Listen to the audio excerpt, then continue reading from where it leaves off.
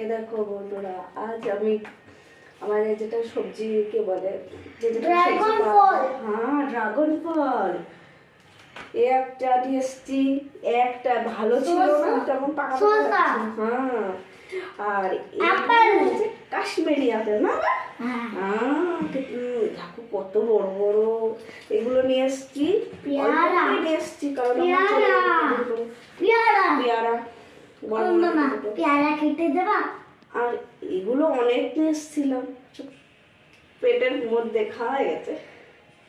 আর এইগুলো হচ্ছে গাছের, বলে না পেলে পারে, আমলা আমলা আমলা। হ্যাঁ, অঢেল পাওয়া হয় তো, মানে সবসময় পাওয়া যায়, ওই জন্য আমি মোটা মোটা এনেছিলাম। যদি না পাওয়া যেত, আমাদের বাংলায় তো কিনতে আমি কিনতে হয় মোটা 10 মোটা টাকা করে। এনেছিলাম না?